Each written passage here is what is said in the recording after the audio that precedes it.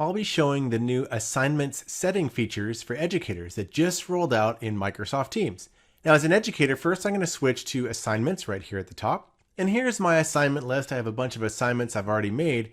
Now over here on the right, there's a new ... menu, and I click that and choose assignment settings.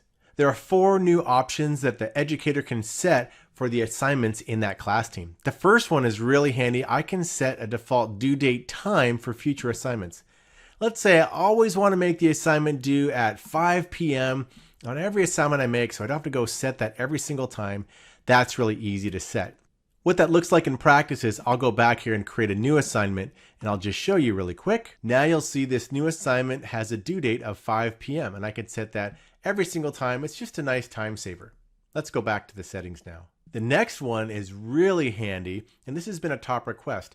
If I have a new student that gets added to my class, and I want to make sure that this new student receives the last few assignments that were already created before they ever joined the class, maybe it's 3 weeks after class started and I don't have to go back and backfill their 3 assignments. If I turn on yes, that means if there's a new student, let's say little student Joey joins the class, then I will automatically give those 3 assignments to Joey. He doesn't have to get them in a different way.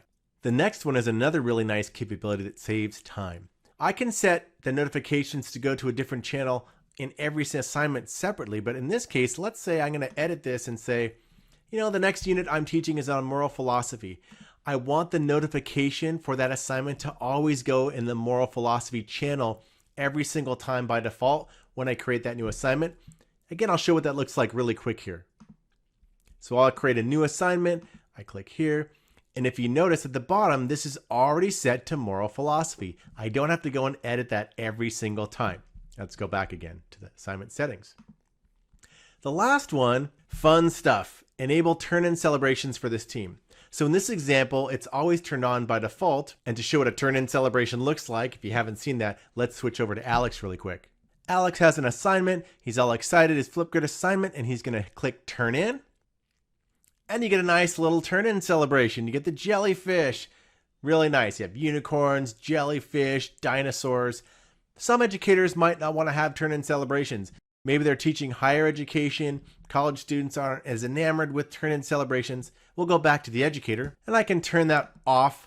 And in this class, there will no longer be turn-in celebrations like you just saw when a student turns in their assignment. So that's a quick tour of the 4 new updates in assignment settings.